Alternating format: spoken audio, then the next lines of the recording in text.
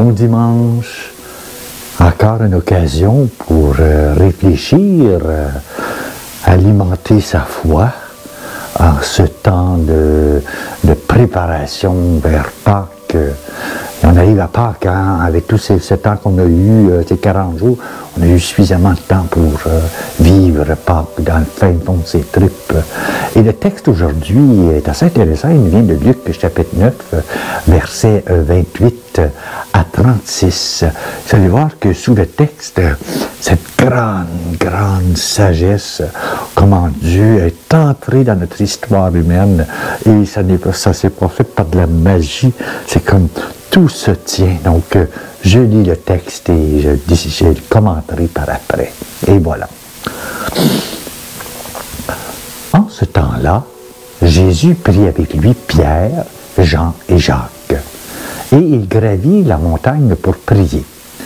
Pendant qu'il priait, l'aspect de son visage devint autre, et son vêtement devint d'une blancheur éblouissante. Voici que deux hommes s'entretenaient avec lui. C'étaient Moïse et Élie, apparus dans la gloire. Il parlait de son départ qui allait s'accomplir à Jérusalem. Pierre et ses compagnons étaient accablés de sommeil, mais, restant éveillés, ils vinrent la gloire de Jésus et les deux hommes à ses côtés. Ces derniers s'éloignaient de lui, quand Pierre dit à Jésus, « Maître, il est bon que nous soyons ici. Faisons 3 tentes, une pour toi, une pour Moïse et une pour Élie. » Il ne savait pas ce qu'il disait. Pierre n'avait pas fini de parler qu'une nuée survint et les couvrit de son ombre. Ils furent saisis de frayeur lorsqu'ils y pénétrèrent. Et de la nuée, une voix se fit entendre. « Celui-ci est mon fils, celui que j'ai choisi, écoutez-le. » Et pendant que la voix se faisait entendre, il n'y avait plus que Jésus seul. Les disciples gardèrent le silence et, en ces jours-là, ils ne rapportèrent à personne rien de ce qu'ils avaient vu. Wow!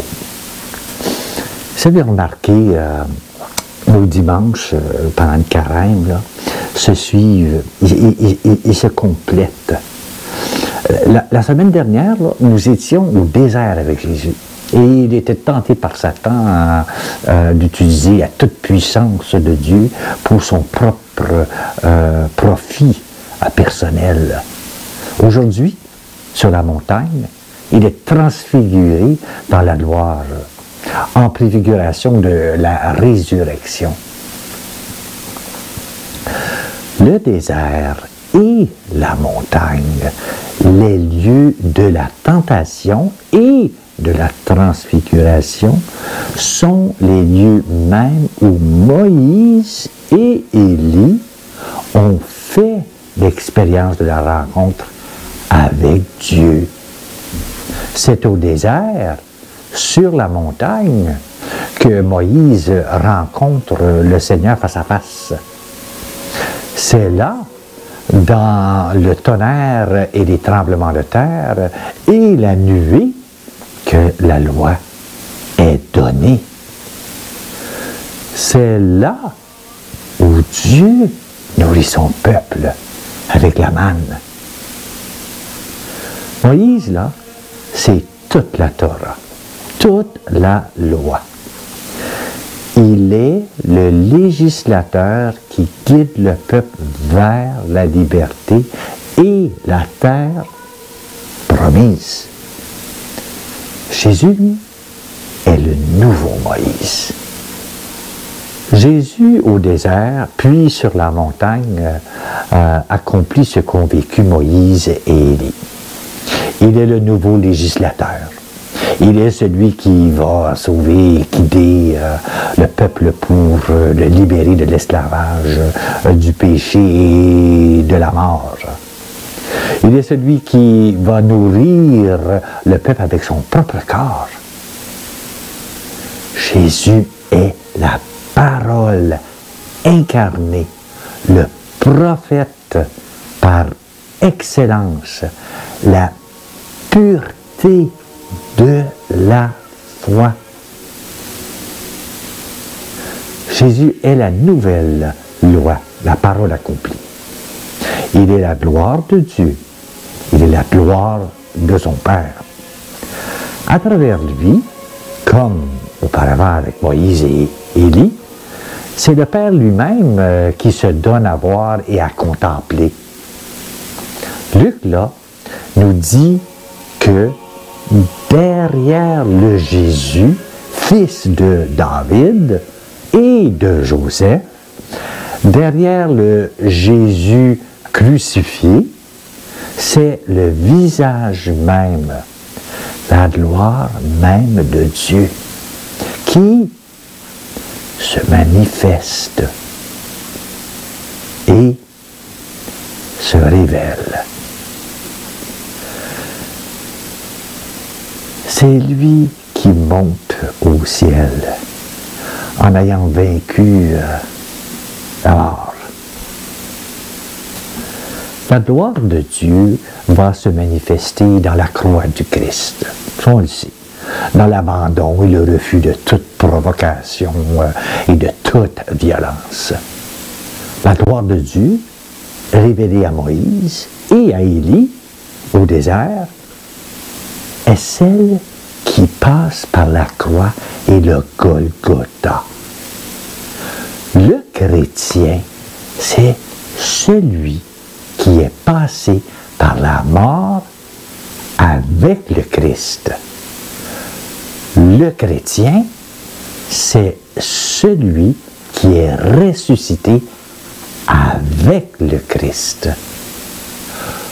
Le chrétien, c'est celui qui est transfiguré avec le Christ pour révéler aux hommes la gloire de Dieu et son amour de l'humanité. Le chrétien, c'est celui qui est passé par le désert avec Moïse, qui s'est nourri de la parole avec Élie.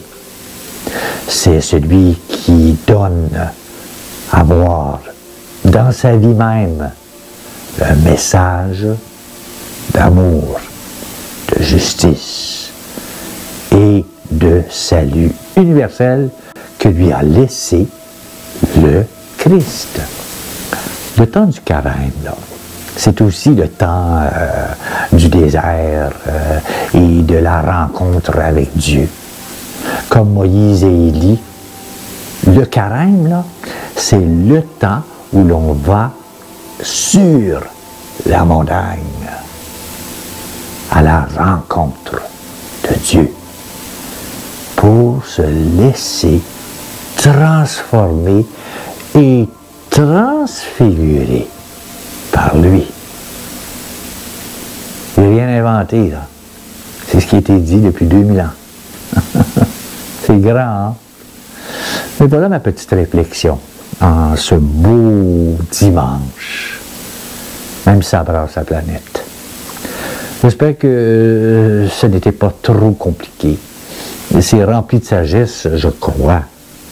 Avez-vous senti, hein, sous le message de fond, un message religieux pour qu'on puisse, de jour en jour, grandir et aller vers la montagne, vers Dieu?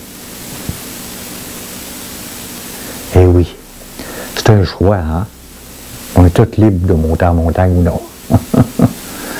Mais c'est ce que j'aime dans la vie, dans la création humaine, c'est que Dieu nous a créés d'une grande liberté. Et ça devrait nous dire qui est Dieu quand on voit le concept que je suis libre, tu m'as créé comme ça. C'est un choix. C'est un choix. Bon dimanche. Bon dimanche. Soyons soudés, hein? Ce pauvre petit monde qui a besoin de notre sourire, de nos prières, de dire les vraies choses, et de rester proche, aider le voisin, la voisine, c'est ça. Et rester unis en famille, ça commence tous par la famille. Hein? Bon dimanche.